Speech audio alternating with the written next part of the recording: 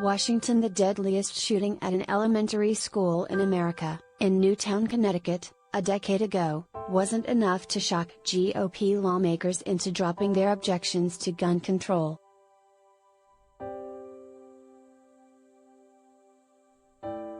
The second deadliest such shooting, in Uvalde, Texas, where at least 19 elementary school children died on Tuesday, isn't likely to either.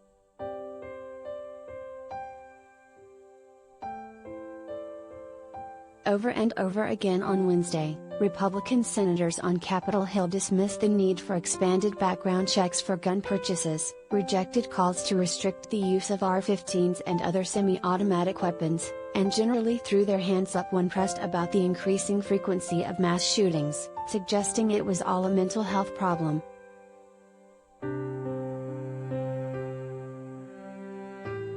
"We've had guns forever and we're gonna continue to have guns," Senator Tommy Tuberville, Republican Alabama, adamantly told reporters, pointing the finger at drugs in schools.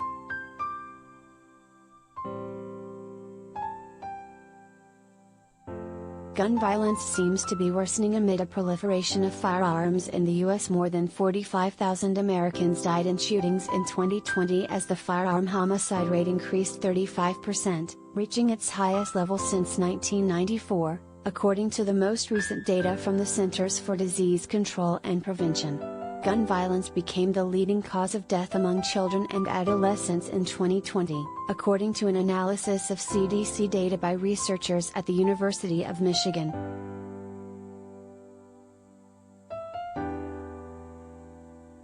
Many GOP senators said new gun laws wouldn't stop mass shootings, regardless of how they were structured.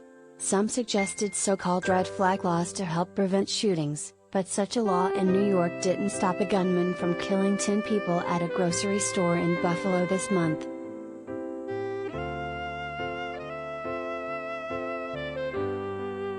"I have carefully studied mass shootings going back to Columbine," Senator Steve Daines, Republican Montana, told HuffPost.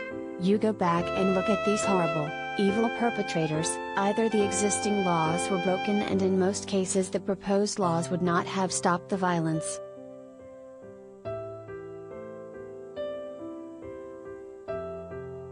When asked if he supported keeping guns out of the hands of teenagers, who were able to purchase an assault-style rifle in Texas at age 18 but can't buy alcohol until they're 21, Senator Mike Rounds, RSD, said, "The vast majority of teenagers, you're never going to have an issue like this."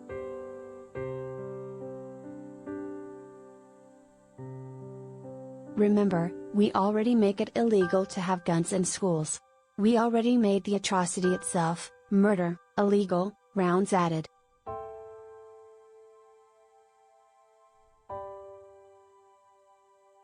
Senator Kevin Cramer, RND, defended the ability of Americans to purchase AR-15 rifles, the most popular weapon used by mass shooters, even though they weren't available when the Second Amendment was written.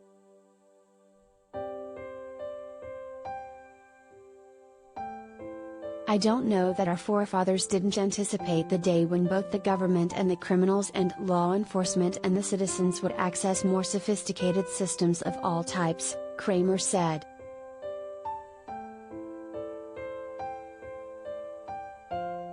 Asked how his constituents would respond if he backed gun control legislation, Cramer said they would probably throw me out of office. But he rejected the notion that Republicans are scared of the National Rifle Association.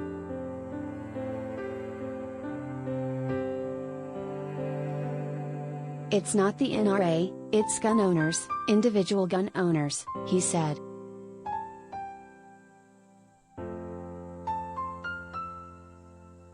Senator Mitt Romney, Republican Utah, said his position hadn't changed. He favors improving background checks and leaving gun laws to the states.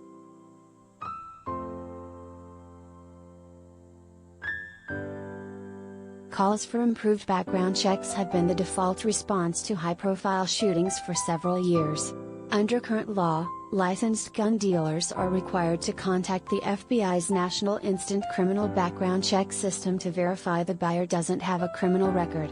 But people who aren't professional gun dealers don't have to be licensed and don't have to run a background check when they sell a gun.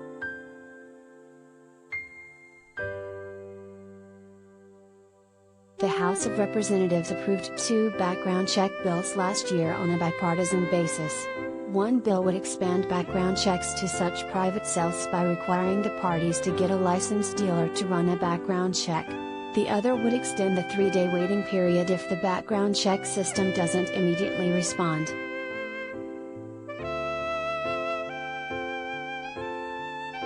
Democrats took steps this week to put the legislation on the Senate calendar, but the Senate is unlikely to take up either bill until next month, at the earliest. Lawmakers are scheduled to leave town on Thursday for a previously scheduled 2-week recess.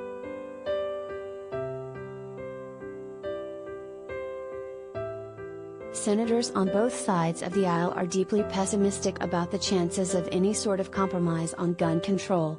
Passing new legislation would require at least 10 Republican votes, but the GOP overwhelmingly opposes nearly all gun restrictions.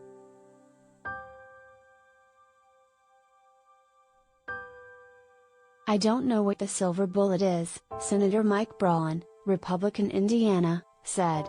"I think that it is incumbent on all of us to be open-minded and to see what makes sense.